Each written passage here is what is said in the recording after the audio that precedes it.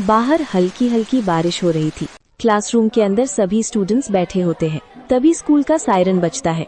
Okay students, ये आपके mini lunch break का टाइम है। क्योंकि आज मंथ का लास्ट डे है तो स्कूल में हाफ डे होगा। छुट्टी होने में आधा घंटा बाकी है। लंच कर लीजिए फटाफट से। सभी बच्चे अपना अपना लंच बॉक्स निकालते हैं। तभी चारू पाखी से, देखो आज मैंने मम्मी से स्पेशली बोलकर स्पाइसी चटपटी मैगी बनवाई है। चलो अच्छा किया जो आज तुमने कुछ डिफरेंट लिया, वरना डेली की डेली तुम्हारी मम्मी वही ब्रेड बटर और पोहा दे देती है जो खाकर तुम तो भाग चुकी हो।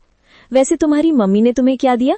मेरे लंच में जो भी होगा तीखा चटपटा ही होगा, क्योंकि तुम्हें तो पता ही है मेरे पापा का चाइनीज फूड का रेस्टोरेंट चलता है। वरना हमारे क्लास के तो कुछ गरीब बच्चे ऐसे हैं जिनके पापा रिक्शा चलाते हैं। अमीरी के घमंड में बाकी ये बात साइड के बेंच पर बैठे दोनों गरीब भाई बहन पारुल और सौरभ को सुनाते हैं और अपना लंच बॉक्स खोलते ही जिसमें मोमोज निकलते हैं उसकी खुशबू पूरे ग्लास में फैला देते हैं। आज तो मेरे लंच में मेरे फेवरेट चटपटे स्पाइसी मोमोज पैक किए हैं मम्मी ने। मोमोज देख के मेरे भी मुंह में पानी आ रहा है। चलो खाते हैं। अरे वाह पाखी, आज तुम फिर से मोमोज लाई हो। मैं भी एक बाइट खा लूं प्लीज? हाँ तुम खा सकती हो, और वैसे भी मैं एक्स्ट्रा मोमोज लेकर आई हूँ। पाखी को लंच में मोमोज लाया देख क्लास के ज्यादातर बच्चे उसकी बेंच पर आकर के जमा हो जाते हैं। वहीं पारुल सौरभ ललचाते हुए बस देख रहे थे। सौरभ आजा भाई, हम भी अपना लंच खाते हैं। पारुल दीदी, मुझको तो चटपटे तीखे मोमोज खाने हैं, मुझको लालच आ रहा है। पारुल दीदी प्लीज चलो ना, हम भी पाखी के पास चलते हैं, मुंह में पानी आ रहा है। सौरभ, तुझे पता है ना पाखी कितनी घमंडी है, वो हमें एक भी मोमो नहीं खिलाएगी। वैसे भी मम्मी ने हमको लंच दिया है ना। ठीक है दीदी। पारुल दीदी जैसे टिफिन खोलती है तो अचार परांठा होता है। फिर से वही सूखा पराठा और अचार, मुझको नहीं खाना ये। सौरभ, वो खाना अपनी बहन को खाने दो। मैं मोमोज लाई हूँ, तुम्हें मोमोज ट्राई करने हैं? सच में तुम मुझको मोमोज खिलाओगी? बिल्कुल। लालच करते हुए सौरभ जैसे आता है, पाखी टिफिन से एक मोमोज जमीन पर डाल देती है और उसे चढ़ाती है। शू शू टॉमी शू। पाखी, तुमने मोमोज जमीन पर क्यों गिरा दिया? टिफिन में होता तो खिला देती। क्योंकि तुम दोनों की दो कौड़ी की औकात नहीं है। हाँ, मेरे टिफिन में लंच खाने आए हैं, लालची कहीं का। चल भाग यहाँ से। पाखी, तुमने अच्छा प्रैंक किया। इस गरीब की तो जीभ लपलपा के रह गई होगी। क्लास के सभी बच्चे सौरभ की हंसी उड़ाते हैं। तभी छुट्टी हो जाती है।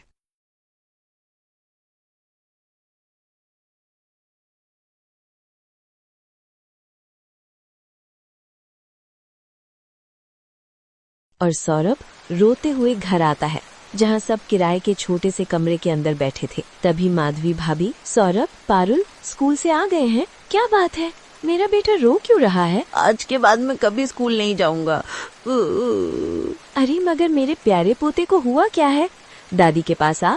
क्यों नहीं जाएगा स्कूल मेरा बेटा? अगर तू पढ़ेगा लिखेगा नहीं तो आगे चलकर पिताजी की मदद कैसे करेगा? किसी से लड़ाई तो नहीं करके आया? दादी नहीं, पर आज क्लास के सभी बच्चे मेरा मजाक उड़ा रहे थे। सभी बच्चे अच्छा अच्छा लंच लेकर आते हैं, momos, pasta, fried rice, Maggi, पर मम्मी हमें डेली बस सूखी रोटी या सूखा पराठा दे देती है।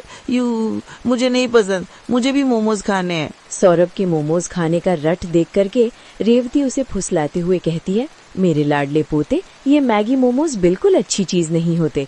अरे घर का खाना शरीर के लिए सबसे अच्छा है। दादी, मुझको बस एक बार चटपटे मोमोज खिला दो ना, मुझे खाना है। मुझको बस 10 रुपए दे दो ना। सौरभ, दादी के पास पैसे कहाँ से आएंगे? हाँ, दादी कमाने थोड़ी जाती है। रोटी भुजिया बनाकर रखी है, चुपचाप से खा लो। मुझको नहीं खानी सड़ी हुई रोटी भुजिया, ठीक है? नहीं खाना तो भूखे रहो। मैं जा रहा हूँ बाहर, मुझको बुलाना मत। गरीब बहू का जादुई घास का एसी। एक छोटे से गांव में सरिता अपनी बहू और अपने गरीब परिवार के साथ रह रही थी। बेटा, आज हमें ये रात को सारा काम खत्म करना होगा, कल ये सारा ऑर्डर का सामान जाएगा। माँ, मैं तो कोशिश कर ही रहा था, लेकिन घास ही खत्म हो गई। अब आप ही बताओ ना, मैं क्या करूँ? हमारे पास और कोई चारा नहीं है, हमें जंगल से और घास काट कर लानी होगी। इस समय जंगल में जाने का फायदा नहीं है, कभी भी कुछ भी हो सकता है। जंगली जानवर रात के समय ही बाहर निकलते हैं। अजय बिल्कुल सही कह रहा है बहू। अरे माँ जी, हम 2 लोग अगर जाएंगे तो कोई जानवर पास नहीं आएगा, और फिर इतनी जल्दी कोई जानवर हमला नहीं करता। हमें ये ऑर्डर कल देना है। आप ये भी तो सोचिए। लेकिन बहू। माँ जी आप चिंता मत कीजिए, कुछ नहीं होगा, बस आप बच्चों के पास ही रहना और उनका ख्याल रखना। अगर ये ऑर्डर नहीं गया तो बच्चों के लिए हम गर्मी से बचने के लिए कूलर भी नहीं खरीद पाएंगे। सरिता की बहू भाविका और उसका बेटा वो तीनों घास से पंखे कूलर बनाने का काम किया करते थे, इसलिए उन्हें घास की जरूरत पड़ती थी। वह आधी रात के समय जंगल में जाते हैं। भाविका, जरा से भी हलचल हुई तो मुझे बता देना, कभी भी कुछ भी हो सकता है। ठीक है जी, मैं आपको बता दूंगी। अजय और भाविका दोनों ही जंगल में घास काट रहे होते हैं, तब उन्हें झाड़ियों से आवाज आने लगती है। क्या तुमने भी वहां से कोई आवाज सुनी है? हाँ जी, मैंने भी सुनी है। मैंने तुम्हें कहा था ना, इस समय आना ठीक नहीं है। चलो देखते हैं उधर क्या है। भाविका और अजय झाड़ियों के पास जैसे ही जाते हैं, उन झाड़ियों के पीछे से एक आदमखोर भेड़िया निकलता है। भाविका भागो यहाँ से, यहाँ पर तो बहुत खतरनाक भेड़िया है। अजय और भाविका दोनों अपनी जान बचाकर भागने लगते हैं। अजय अब हम लोग क्या करें, कहीं भेड़िए ने हमें खा लिया तो? रुकना मत, बस भागती जाओ। भागते भागते वो दोनों जंगल से किसी तरह बाहर निकल आते हैं और भेड़िया उनका पीछा छोड़ देता है। जान बची तो लाखों पाए, लौट के बुद्धू घर को आए। रास्ते में चलते हुए आधी रात के समय उन्हें गांव के एक कूड़े के ढेर के पास एसी पड़ा हुआ नजर आता है। अरे देखो जी, यहाँ पर एसी पड़ा है। अरे पता नहीं किसका होगा, चलो यहाँ से चलते हैं। मुझे लगता है किसी ने ऐसे ही डाल दिया होगा। मैं तो कहती हूँ इसे लेकर चलते हैं। भाविका अजय को एसी ले जाने के लिए मना लेती है, जिसके बाद वो दोनों उस एसी को घर ले आते हैं। तुम दोनों तो घास लेने गए थे, ये क्या लेकर आ गए हो? ये हमें रास्ते में पड़ा मिला। जब हम कूलर पंखे बना लेते हैं तो एसी भी बना सकते हैं। इस खराब एसी को छोड़ो और ये बताओ, क्या तुम घास लेकर आई हो? सरिता के ये बोलने के बाद जंगल की दुर्घटना के बारे में दोनों बताते हैं, जिसे सुनकर सरिता हैरान रह जाती है। अच्छा, इसका मतलब बहुत बड़ी मुसीबत से बचकर आए हो तुम दोनों, और साथ में ये कचरा उठाकर ले आए। वह तीनों बहुत ज्यादा परेशान हो जाते हैं। कल का ऑर्डर पूरा करने के बाद उन्हें कुछ पैसे मिल जाते, लेकिन घास न होने की वजह से उनका ऑर्डर पूरा नहीं हो पाता और वह ऑर्डर कैंसिल हो जाता है। अगले दिन उनके टूटे फूटे घर के अंदर धूप की किरणें आने लगती हैं, जिससे बहुत ज्यादा गर्मी हो जाती है। हे भगवान, कितनी गर्मी लग रही है, घर में पंखा भी नहीं चल रहा है। मुझे भी बहुत गर्मी लग रही है। पिताजी, हमें बहुत गर्मी लग रही है। हमारे घर में एक पंखा भी ठीक से नहीं चलता। बेटा थोड़ा सा सब्र रखो, कुछ दिनों में मेरे पैसे मुझे मिल जाएंगे तो मैं घर के अंदर एक अच्छा सा पंखा लगवा दूंगा। हमारा वो ऑर्डर तो कैंसिल हो गया, लेकिन सुबह में घास ले आई थी मैं। चलिए गांव वालों के कूलर और पंखे में घास लगा देते हैं, उससे कुछ तो पैसे आएंगे। हाँ, तुमने सही कहा। भाविका और अजय दोनों मिलकर पुराने कूलरों के अंदर घास लगा रहे होते हैं और यहाँ घर में राजू दिशा गर्मी से परेशान हो रहे होते हैं। काश कि हमारे घर में भी कोई एसी होता। तभी दिशा की नजर उसके पिता के लाए हुए एसी के ऊपर पड़ती है। अरे राजू, जरा इसे देखो, लगता है पिताजी हमारे लिए एसी लेकर आए हैं, पर उन्होंने ये एसी अभी तक क्यों नहीं लगाया? क्योंकि ये एसी खराब है, बस इसीलिए। कल रात तुम्हारे माता पिता को यह कूड़े करकट में मिला था। ये सुनने के बाद राजू इस बात से तो खुश होता है कि उसके पिताजी पुराना ही सही, कम से कम एक एसी तो घर पर लेकर आए। कुछ देर बाद वह अपने दोस्तों के पास खेलने चला जाता है। ढोलू, कहाँ हो तुम? चलो खेलते हैं। आज मैं नहीं आ सकता, बहुत गर्मी है और इतनी गर्मी में मेरा मन नहीं कर रहा है आने का, क्योंकि मेरे घर के अंदर एसी लगा हुआ है। मैं उसकी ठंडी हवा में ही बैठना चाहता हूँ। क्या कहा? तुम्हारे घर के अंदर भी एसी है? हाँ, और हमारा एसी बहुत अच्छा चलता है, बहुत ठंडा कर देता है घर को। मेरी दोनों बहू का इस घर में स्वागत है। अंदर आ जाओ, तुम दोनों बहुत सुंदर हो, बहुत प्यारी हो। केसरी ऐसा सोचकर अपने मन में सोच रही होती है। अब मेरी दोनों बहू आ गई हैं, इस घर को अच्छे से संभाल लेंगी, जैसे कि मैंने संभाला है। ऊपर से अब ठंड में मुझे काम भी नहीं करना पड़ेगा। जैसा मैंने सोचा था उससे भी बहुत सुंदर है मेरा ससुराल। अपना ससुराल देखकर तो मुझे इतनी खुशी हो रही है कि बस क्या बताऊं। मेरी तो सारी ठंड भी भाग गई। यहाँ तो किसी चीज की कमी ही नहीं है। सच कहूँ तो बहुत सुंदर लग रहा है ससुराल। पहले तो मैंने बहुत गरीबी देखी है, लेकिन ससुराल में किसी चीज की कमी नहीं होगी क्योंकि सब बढ़िया है। दोनों बहू के चेहरे पर मुस्कान थी। तुम दोनों बहुत थक चुकी होगी और तुम्हें ठंड भी लग रही होगी। चलो मैं तुम्हें तुम्हारे कमरे में छोड़ आती हूँ, उसके बाद तुम्हारी पहली रसोई की रस्म करेंगे। केसरी ऐसा कहकर अपनी दोनों बहू को उनके कमरे में लेकर जाती है, जहाँ दोनों बहू थोड़ी देर आराम करती हैं। कुछ ही देर में केसरी उनके पास आती है और उन्हें पहली रसोई की रस्म के लिए बुलाती है। तुम दोनों ने आराम तो कर ही लिया होगा, चलो पहली रसोई की रस्म भी कर लेते हैं। केसरी ऐसा कहने के बाद दोनों बहू को ठंड में रसोई में छोड़कर बाहर चली जाती है। थोड़ी ही देर में फिर से वो दोबारा आती है। मुझे माफ कर देना, मैं तो तुम्हें सामान निकाल कर देना ही भूल गई, अभी देती हूँ। केसरी रसोई में आकर एक कटोरी लेती है और उसमें 6 चम्मच चीनी डालती है, 2 गिलास दूध निकाल कर रख देती है और साथ में 2 कटोरी चावल निकाल के डोंगे में रख देती है। ये रहा सारा सामान, अब तुम अच्छी सी स्वादिष्ट खीर बनाकर सभी के लिए मीठे में लेकर आ जाना। केसरी इतना कहकर रसोई से बाहर चली जाती है और दोनों बहू एक दूसरे की तरफ देख रही होती है। लगता है माँ जी हमें कुछ ज्यादा ही भली समझ रही हैं। मुझे तो लगता है कि उन्हें ये लग रहा होगा कि हमें खाना बनाना ही नहीं आता। चलो कोई बात नहीं, हम अपने हिसाब से बना लेते हैं, ज्यादा बनाएंगे ताकि रात को खाने को मिल जाए। खाने के बाद कुछ मीठा अच्छा लगता है। इस तरह आराध्या और राधिका दूध चीनी चावल निकाल कर ज्यादा सी खीर बना लेती हैं, जिसके बाद वो खीर परोसकर घर में सभी को देती हैं। बहुत अच्छी खीर बनाई है। वैसे ठंड में खीर अच्छी लगती है, लेकिन चलो खाना तो अच्छा बनाना आता है तुम्हें। कितनी अच्छी बात है, मेरी बहू तो बिल्कुल मेरे जैसी आई है, थोड़े सामान में ही अच्छा खाना बनाना। केसरी ये सोचकर बहुत खुश हो रही होती है। वो कुछ देर बाद अपने कमरे में आराम करने चली जाती है। अब दोपहर का खाना बनाने की बारी आती है, तो दोनों बहू ठंड में रसोई में आती है। कुछ ही देर में केसरी भी रसोई में आती है। अरे इस वक्त तुम रसोई में क्या कर रही हो? माँ जी हमने सोचा कि समय पर ही दोपहर का खाना बना देते हैं। अरे दोपहर के खाने की क्या जरूरत है, सीधा शाम को खाना बनाना चाहिए ना। वैसे भी ठंड में इतनी भूख कहाँ लगती है, और इस पतीले में क्या रखा है? केसरी तब पतीले को देखती है तो उसके अंदर खीर होती है। हे भगवान, इतनी सारी खीर! तुम दोनों ने इतनी सारी खीर कैसे बना दी, जबकि मैंने तुम्हें सिर्फ 2 कटोरी चावल दिए थे, 2 गिलास दूध दिया था। अरे माँ जी, हमने ज्यादा इसलिए बना ली थी ताकि हम रात तक आराम से खीर खाते रहें। हे भगवान, तुम्हारा पेट है कि कुआं? आज के बाद ऐसा बिल्कुल नहीं होना चाहिए। जितना मैं सामान दूंगी उतना ही बनेगा। ठंड में इतना खाना कोई नहीं खाता।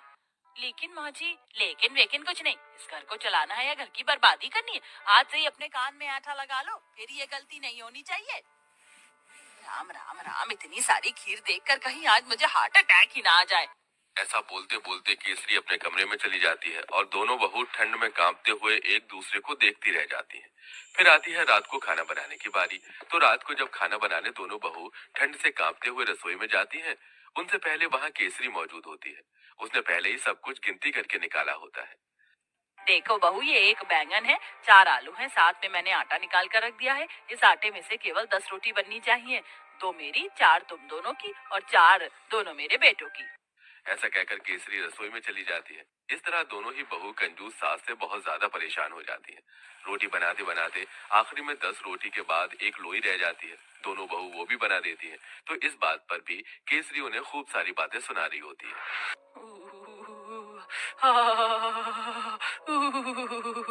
बहुत ठंड लग रही है। एक तो घर के सारे काम करो, ऊपर से खाना भी बनाओ, तो गिनती का। मेरा तो पेट भी नहीं भरता। पता नहीं कंजूस सास हमें कुछ खाने क्यों नहीं देती।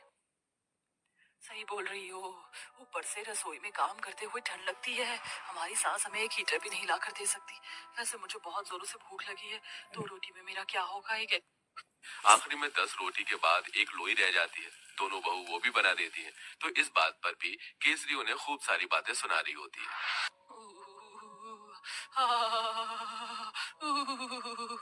बहुत ठंड लग रही है। एक तो घर के सारे काम करो, ऊपर से खाना भी बनाओ, तो गिनती का।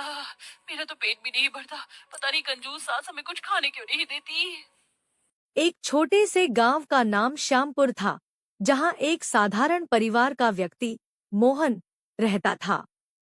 मोहन बहुत ही ईमानदार और मेहनती किसान था, लेकिन पिछले कुछ वर्षों से उसके जीवन में कुछ भी ठीक नहीं चल रहा था। खेती में लगातार नुकसान, पारिवारिक समस्याएं और आर्थिक तंगी ने उसे पूरी तरह से निराश कर दिया था। उसने अपनी मेहनत में कोई कसर नहीं छोड़ी थी, लेकिन फिर भी उसे कभी सफलता नहीं मिल रही थी। वह सोचता, क्या जीवन में कभी कोई खुशियां आएंगी? क्यों मेरे जीवन में इतनी समस्याएं हैं? इसी तरह के विचारों में डूबे हुए एक दिन मोहन को पता चला कि गांव के पास एक सद्गुरु का आगमन हुआ है, जो सत्संग कर रहे हैं और अपनी दिव्य शिक्षाओं से लोगों का जीवन बदल रहे हैं। गांव में चर्चा थी कि सद्गुरु के सत्संग में जाने से मानसिक शांति मिलती है और जीवन के कठिन सवालों के उत्तर मिल जाते हैं। मोहन ने पहले कभी सत्संग में हिस्सा नहीं लिया था, लेकिन इस बार उसने सोचा, शायद सद्गुरु के पास मेरे जीवन की समस्याओं का हल हो। वह अपने काम छोड़कर अगले ही दिन सत्संग में शामिल होने का निश्चय कर लेता है। सत्संग में पहुंचकर मोहन ने देखा कि वहां सैकड़ों लोग एकत्रित थे। सबकी आंखों में एक चमक थी, एक उम्मीद की किरण। वहां बैठे सभी लोग सद्गुरु के आने की प्रतीक्षा कर रहे थे। कुछ ही क्षणों में सद्गुरु मंच पर आए। उनकी आंखों में एक गहरी शांति और चेहरे पर एक अलौकिक मुस्कान थी। उनके आते ही पूरे वातावरण में जैसे एक सकारात्मक ऊर्जा फैल गई। लोग पूरी श्रद्धा से उनका स्वागत कर रहे थे। सद्गुरु ने अपने वचनों की शुरुआत इस बात से की कि प्रत्येक व्यक्ति के जीवन में दुख और सुख दोनों का अपना महत्व है। दुख हमें सिखाते हैं कि हम अपने भीतर झांकें, अपनी कमजोरियों को समझें और अपने आत्मविश्वास को बढ़ाएं। हमारे जीवन की हर घटना हमें कुछ सिखाने आती है। मोहन ने बड़े ध्यान से सद्गुरु के वचनों को सुना। सद्गुरु ने कहा, हम अपने जीवन की समस्याओं को अक्सर बाहर के कारणों पर थोपते हैं, लेकिन वास्तविकता यह है कि समस्याओं का हल हमारे भीतर है। जब हम खुद को बदलने का प्रयास करते हैं, तो धीरे धीरे हमारे बाहर की दुनिया भी बदलने लगती है। अगर हम खुद को, अपने विचारों को, अपने दृष्टिकोण को बदल लें, तो परिस्थितियां भी हमारे अनुकूल होने लगती हैं। सद्गुरु के वचनों ने मोहन के हृदय में गहरी छाप छोड़ी। उसे महसूस हुआ कि अब तक उसने अपने दुखों का कारण दूसरों को समझा था, लेकिन आज उसे पता चला कि शायद वह खुद ही अपनी समस्याओं का कारण है। उसने सोचा, अगर मैं अपने जीवन को सकारात्मक रूप से देखना शुरू कर दूं और अपने दृष्टिकोण में बदलाव लाऊं, तो शायद मेरे जीवन में भी खुशियां लौट आएं। सत्संग के बाद मोहन ने सोचा कि वह सद्गुरु से व्यक्तिगत रूप से मिलकर अपने जीवन के सवालों के उत्तर पूछे। वह सद्गुरु के पास गया और बोला, गुरुजी, मैं एक साधारण किसान हूँ और मेरे जीवन में लगातार समस्याएं चल रही हैं। मैंने हर संभव प्रयास किया, लेकिन सफलता नहीं मिली। कृपया मुझे बताएं कि मैं अपने जीवन को कैसे सुधार सकता हूँ। सद्गुरु ने मुस्कुराते हुए कहा, बेटा, जीवन में सफलता और सुख पाने के लिए सबसे पहले अपने मन में शांति और संतोष लाओ। जब तक हमारा मन अशांत रहेगा, हम बाहरी दुनिया में सुख की खोज करते रहेंगे, लेकिन हमें वह सुख नहीं मिलेगा। मन को शांत करने का सबसे सरल तरीका है ध्यान और आत्मचिंतन। सद्गुरु ने मोहन को ध्यान करने की विधि सिखाई और कहा, रोज कुछ समय के लिए अकेले बैठकर अपने भीतर झांकने का अभ्यास करो। अपने विचारों को शांत करो और अपने भीतर की आवाज को सुनो। धीरे धीरे तुम्हें अपने जीवन के हर सवाल का उत्तर मिल जाएगा। मोहन ने सद्गुरु के बताए गए निर्देशों को पूरी निष्ठा से अपनाया। वह रोज सुबह उठकर ध्यान करने लगा और सद्गुरु के वचनों को जीवन में उतारने की कोशिश करने लगा।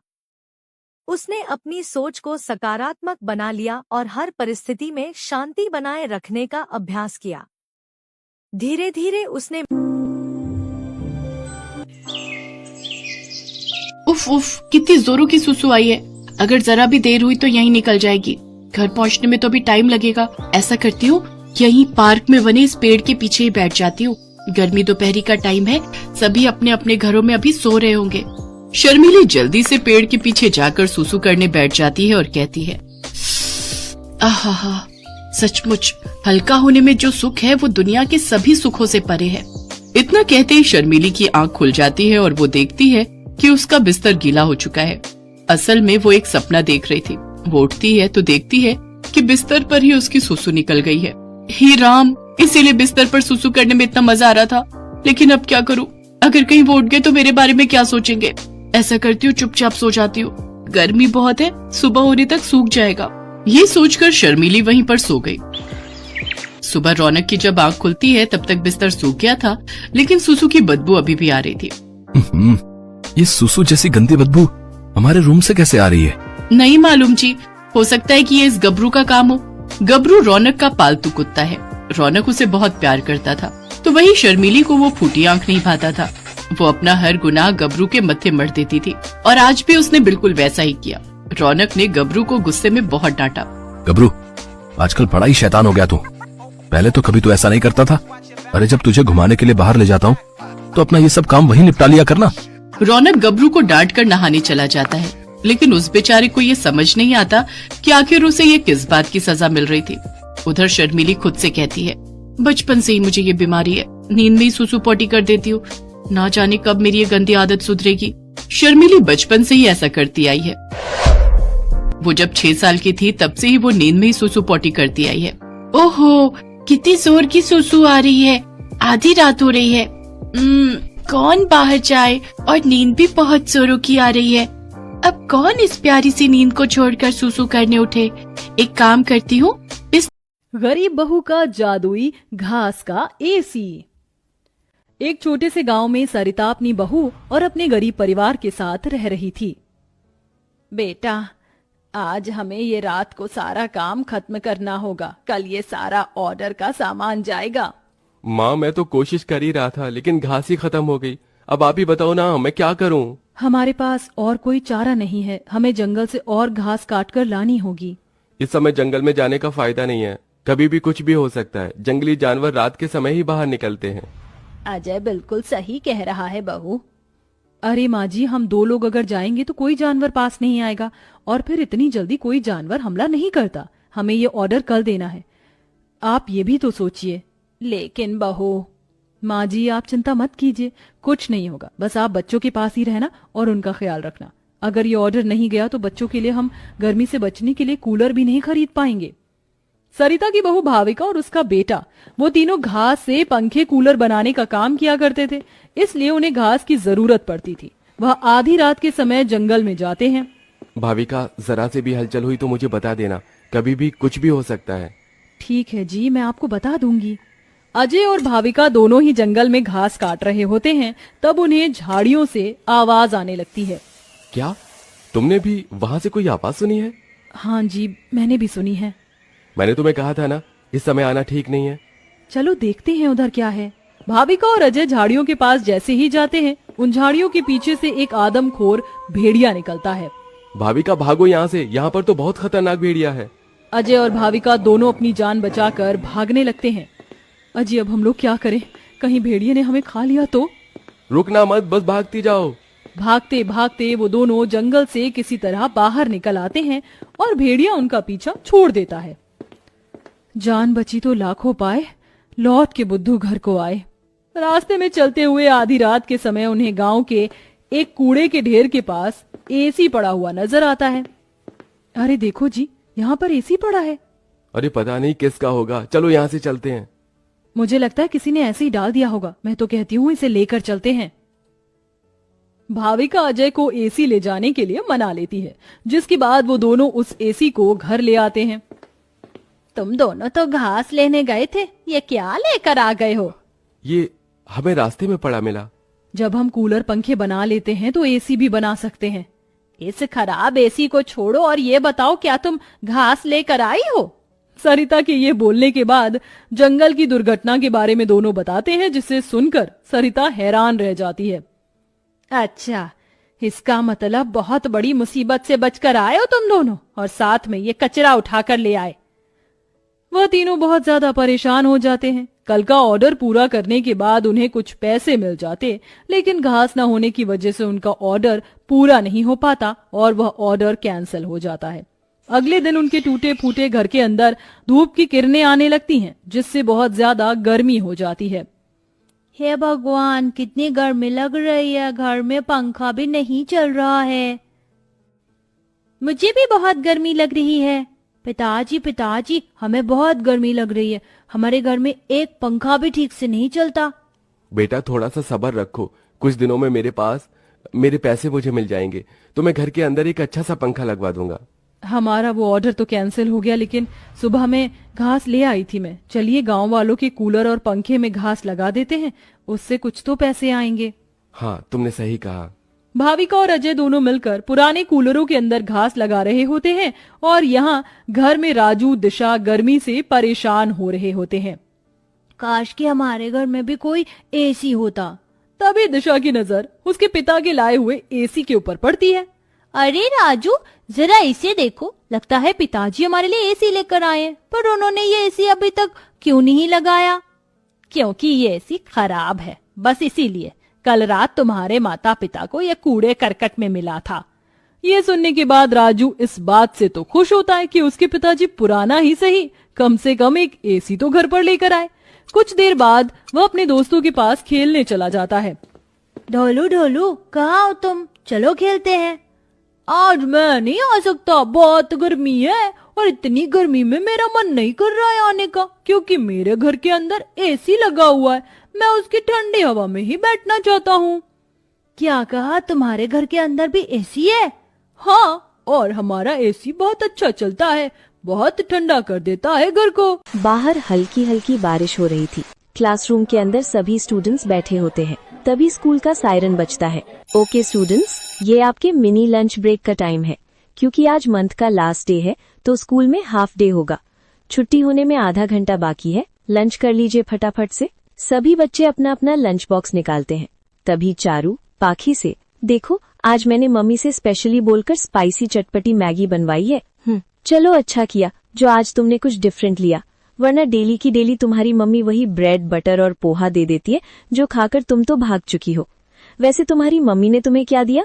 मेरे लंच में जो भी होगा तीखा चटपटा ही होगा, क्योंकि तुम्हें तो पता ही है मेरे पापा का चाइनीज फूड का रेस्टोरेंट चलता है।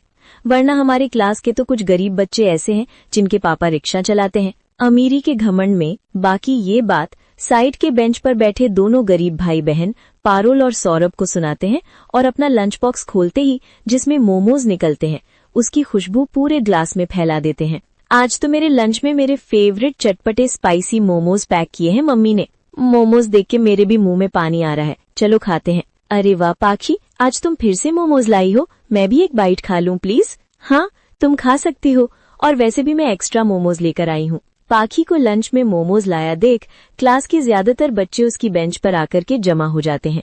वहीं पारुल सौरभ ललचाते हुए बस देख रहे थे। सौरभ आजा भाई, हम भी अपना लंच खाते हैं। पारुल दीदी, मुझको तो चटपटे तीखे मोमोज खाने हैं, मुझको लालच आ रहा है। पारुल दीदी प्लीज चलो ना, हम भी पाखी के पास चलते हैं, मुंह में पानी आ रहा है। सौरभ, तुझे पता है ना पाखी कितनी घमंडी है, वो हमें एक भी मोमो नहीं खिलाएगी। वैसे भी मम्मी ने हमको लंच दिया है ना। ठीक है दीदी। पारुल दीदी जैसे टिफिन खोलती है तो अचार पराठा होता है। फिर से वही सूखा पराठा और अचार, मुझको नहीं खाना ये। सौरभ, वो खाना अपनी बहन को खाने दो, मैं मोमोज लाई हूँ, तुम्हें मोमोज ट्राई करने हैं? सच में तुम मुझको मोमोज खिलाओगी? बिल्कुल। लालच करते हुए सौरभ जैसे आता है, पाखी टिफिन से एक मोमोज जमीन पर डाल देती है और उसे चढ़ाती है। शू शू टॉमी शू। पाखी, तुमने मोमोज जमीन पर क्यों गिरा दिया? टिफिन में होता तो खिला देती। क्योंकि तुम दोनों की दो कौड़ी की औकात नहीं है। हाँ, मेरे टिफिन में लंच खाने आए हैं, लालची कहीं का। चल भाग यहाँ से। पाखी, तुमने अच्छा प्रैंक किया, इस गरीब की तो जीभ लपलपा के रह गई होगी। क्लास के सभी बच्चे सौरभ की हंसी उड़ाते हैं। तभी छुट्टी हो जाती है।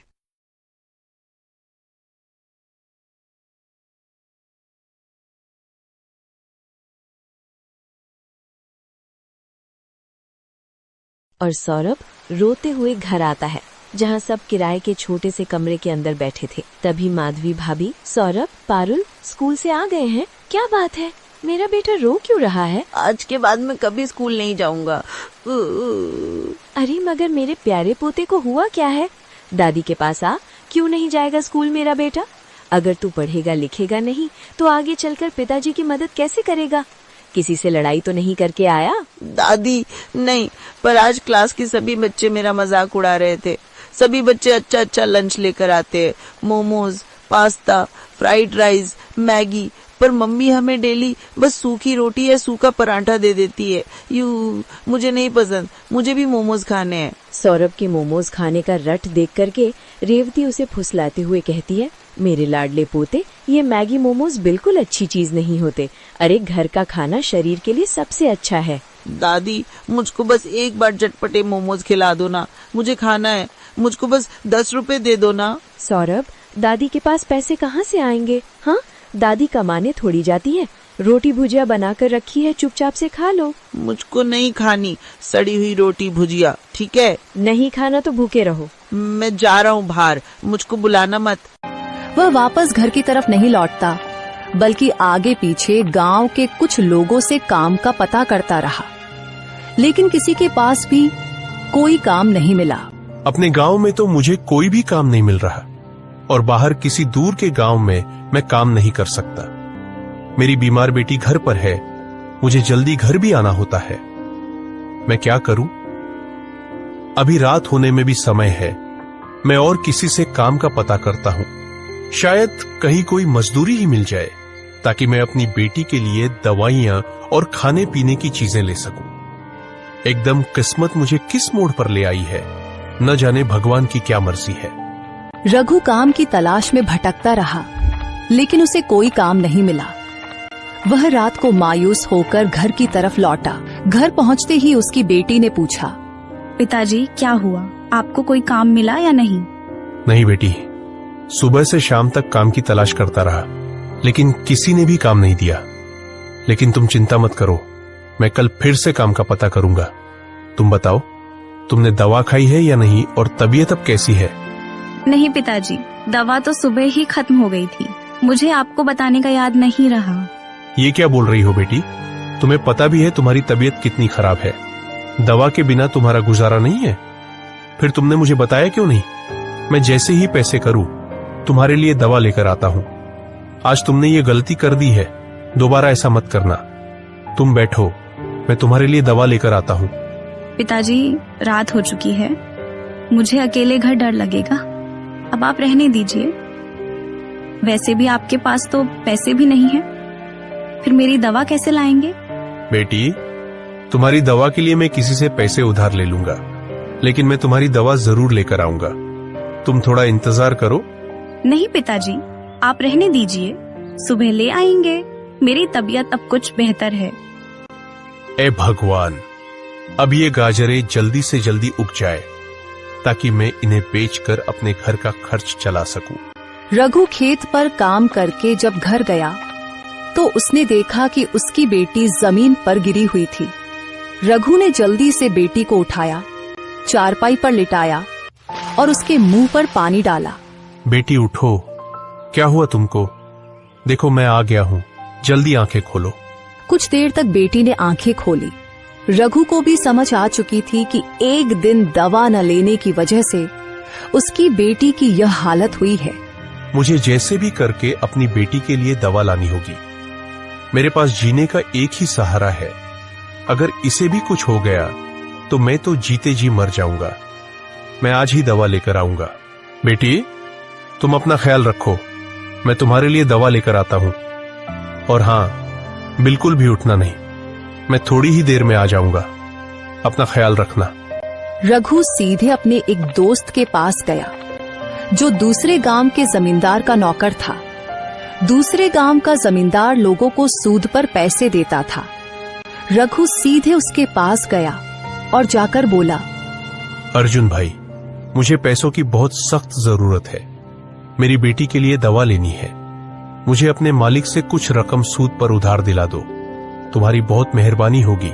रघु, मैं तुम्हें पैसे तो दिला दूंगा, लेकिन मेरा मालिक बहुत खतरनाक आदमी है और वह सूद भी बहुत ज्यादा लेता है। अगर तुम समय पर पैसे नहीं दे सके तो वह तुम्हारे साथ अच्छा व्यवहार नहीं करेगा, बल्कि तुम्हारा खेत रख लेगा। अच्छी तरह सोच समझ लो। अगर तुम वादा करो कि समय पर पैसे लौटा दोगे तो मैं तुम्हें कम सूद पर रकम दिला दूंगा, लेकिन फिर समय पर पैसे चुकाने होंगे। अर्जुन भाई, मैं समय पर रकम अदा कर दूंगा। मुझे बस 3 महीने का समय चाहिए। मैंने अपने खेत में गाजरें लगा दी है, जैसे ही वे उगेंगी मैं सारी गाजरें बेचकर पैसे लौटा दूंगा। रामपुर नाम के एक गांव में एक गरीब गाजर बेचने वाला रघु रहता था। वह अपनी बेटी पूनम के साथ रहता था, जो बहुत ज्यादा बीमार रहा करती थी। रघु के पास एक छोटा सा खेत था, जहां वह गाजर उगाया करता था। रघु रोज अपनी टोकरी में गाजर रखकर पूरे गांव में घूम घूम कर बेचता था। गाजर ले लो गाजर, ताजा ताजा गाजर। हे भगवान, आज एक भी गाजर नहीं बिकी। पूनम के लिए दवाइयां भी लेनी है। अगर उसे दवा नहीं मिली तो उसकी तबीयत और बिगड़ जाएगी। रघु, क्या हुआ बेटा? इतने उदास क्यों हो? आज भी कोई गाजर नहीं बिकी क्या? मैं तो कहता हूं ये धंधा छोड़कर सेठ भूषण के पास काम पर लग जाओ। वह तुम्हें अच्छे खासे पैसे भी दे देगा। या फिर तुम अपने खेत में कोई और सब्जी उगा लो। नहीं काका, मेरा इससे गुजारा हो जाता है। सेठ भूषण के पास अगर कभी जरूरत हुई तो मैं जरूर काम करूंगा। रही कोई और सब्जी उगाने की बात तो काका, मेरा छोटा सा खेत है, उसमें एक ही सब्जी लग सकती है और मुझे गाजर उगाना अच्छा लगता है, इसलिए मैं गाजर उगा लेता हूँ। हाँ बेटा, तुम बहुत अच्छे हो, पर क्या करें, तुम्हारी किस्मत खराब है। तुम्हारी बीवी की मृत्यु न होती तो आज तुम्हारा परिवार भी अच्छे से जीता। हाँ काका, वो तो है, पर क्या करूं? पूनम की तबीयत और बिगड़ती जा रही है और न ही मेरी गाजरें बिक रही है कि उसके लिए दवाइयां ला सकूं। तो सोच में पड़ गया हूं कि क्या करूं। अगर दवाइयां लेकर नहीं गया तो उसकी तबीयत बहुत ही खराब हो जाएगी। ठीक है बेटा, अभी तो ज्यादा वक्त नहीं हुआ, तुम जाओ, तुम्हारी गाजरें बिक जाएंगी। गाजर ले लो गाजर, ताजी ताजी गाजर। रघु आवाज लगाता हुआ जा रहा था कि सामने एक औरत खड़ी थी। उसने रघु से कहा, रघु भाई, इतना समय लगा दिया, मैं कब से आपका इंतजार कर रही हूँ। मेरा बेटा रो रहा है, मामा गाजर का हलवा बना कर दो। मुझे 100 की गाजरें दे दो ताकि मैं अपने बेटे को गाजर का हलवा बनाकर दे सकूं। लो बहन, अभी दे देता हूँ। रघु ने उसे गाजरें दे दी और आगे बढ़ा। ऐसे ही रघु घर घर जाकर गाजरें बेचता और अपने घर का गुजारा करता। गाजरें तो काफी बिक गई है और पैसे भी आ गए हैं। अब मैं जाकर पूनम के लिए दवा भी ले आऊं। कल भी उसने दवा नहीं खाई थी। रघु दवा लेकर घर चला गया।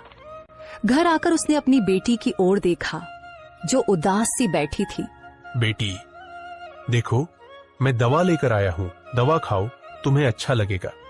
पिताजी, आप जानते हैं मैं ठीक नहीं हूँ, मेरा सिर बहुत दर्द कर रहा है। परेशान मत हो बेटी, बस दवा खाओ और आराम करो, दवा तुरंत असर करेगी। बेटी ने रघु की बात मानी और दवा खा ली। कुछ देर वे दोनों चुपचाप बैठे। फिर रघु ने मुस्कुराते हुए कहा, बेटी, कल से तुम्हें हर दिन यह दवा मिलेगी, बस तुम स्वस्थ रहो, बस यही मेरी खुशी है। पिताजी, आपको मेरी कितनी चिंता है मैं जानती हूँ। ऐसी ही बातें करते करते दोनों पिता और बेटी सो गए। रघु सुबह अपने खेत पर टोकरी साथ लेकर जाता और टोकरी भरकर गाजर तोड़ता, फिर उन्हें गांव में बेच देता। एक गांव में हरिया नाम का एक मेहनती किसान रहता था। गर्मियों की तपती दोपहरी में जब सब लोग पेड़ों की छांव में आराम कर रहे थे, हरिया अपने खेत में मेहनत करता रहता। उसकी जमीन बंजर हो चुकी थी, पर उसने ठान लिया था कि वो इसे हरा भरा बनाकर ही दम लेगा। हर दिन वो खेत में पानी डालता, जैविक खाद डालता और बीज बोता। गांव के लोग उसका मजाक उड़ाते, इतनी गर्मी में कौन खेती करता है? पर हरिया नहीं रुका। 3 महीने बाद जब पहली बारिश हुई तो उसके खेत में सबसे पहले हरियाली छा गई। लोग हैरान रह गए। जहां सबके खेत सूखे थे, वहां हरिया के खेत में फसल लहलहा रही थी। हरिया मुस्कुराया और बोला, गर्मी में जो पसीना बहाता है, वही बारिश में खुशहाली पाता है। सीख: मेहनत और धैर्य कभी खाली नहीं जाते। गर्मी की दोपहर थी। धूप इतनी तेज कि छांव भी डर जाए। एक गरीब किसान लालटू खेत में नंगे पांव हल चला रहा था। पास से एक अमीर आदमी गुजरा। चमचमाती गाड़ी, एसी, कोल्ड ड्रिंक। उसने हंसते हुए कहा, इतनी गर्मी में पागल हो क्या? क्या मिलेगा इस मिट्टी से? किसान मुस्कुराया और बोला, भूख मिटेगी साहब, और जमीन भी मुस्कुराएगी। कुछ महीने बाद गांव में अकाल पड़ा, पर लालटू का खेत हरा था। लोग उसी के पास अनाज लेने आए। अमीर आदमी भी आया। किसान ने बिना कुछ कहे मुस्कुराते हुए बोरा भर के अनाज दे दिया। आदमी की आंखों में आंसू थे। अब समझ आया पसीने की मिठास क्या होती है। सीख, गर्मी हो या मुसीबत, जो मेहनत से ना डरे वही असली अमीर होता है। संबलपुर नामक गांव में माधव नाम का एक आदमी अपनी पत्नी और 3 बेटियों के साथ में रहा करता था। वो चाट और गुपचुप का ठेला लगाया करता और उसी से उसके घर का गुजारा चला करता। उसकी तीनों बेटियों के नाम थे सीमा, निधि और सविता। सविता सबसे छोटी थी और माँ बाप की सबसे लाडली थी। वैसे तो सविता बहुत समझदार और बहुत बुद्धिमान थी और घर के कामों में अपनी माँ की मदद भी किया करती थी, परंतु सविता सांवली थी। सविता की दोनों बड़ी बहनें उसे हमेशा ही सांवली होने का ताना दिया करती थी। ऐसे ही एक दिन सविता की माँ ने अपनी बेटियों के पास आकर कहा, अरे सीमा और निधि, सविता को देखो तो जरा, वो मेरे साथ हमेशा ही घर के कामों में मदद करती है और तुम दोनों हो कि सारा दिन बैठी रहती हो, जरा कुछ काम भी कर लिया करो। माँ, सविता ठीक ही तो करती है। अरे उसे तो आपके साथ बस काम ही करना चाहिए और वो धूप में जाकर काली तो हो ही नहीं सकती, क्योंकि वो तो पहले से ही काली है। हाँ माँ, सीमा दीदी ठीक ही कहती है। यदि हमने इसकी तरह बर्तन मारने शुरू किए तो हमारे हाथ काली हो जाएंगे और यदि धूप में जाकर पानी लाना शुरू कर दिया तो हम खुद काले हो जाएंगे। आप तो बस सविता से ही काम करवाया करो, हमसे नहीं। बेकार में हमारी रंगत पर फर्क पड़ गया तो नुकसान आप ही का होगा जब हमारी शादी कराने में दिक्कत आएगी। ऐसा कहकर दोनों बहनें वहाँ से चली जाती हैं। तब माँ सविता से कहती है, बेटा, तुझे भी इन दोनों की बातों का बुरा लगता होगा ना? तू चिंता मत कर, तू सबसे सुंदर है और गुण में तो तू सबसे आगे है। और देखना, एक दिन इन दोनों को भी इस बात का एहसास हो जाएगा और तब ये अपनी गलती पर पछताएंगी बैठकर। हाँ माँ, मैं जानती हूँ, मैं अपनी दोनों बहनों की बातों का बुरा नहीं मानती हूँ। और माँ, वैसे भी मुझे घर के कामों में आपकी मदद करने से बहुत खुशी मिलती है, इसीलिए मैं आपके साथ काम करवाती हूँ।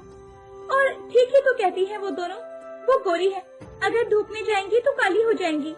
वैसे भी तू ही कह रही थी ना कि तुझे इन दोनों की शादी करनी है, तो माँ तुम भी इन दोनों की बातों को दिल से मत लगाया करो।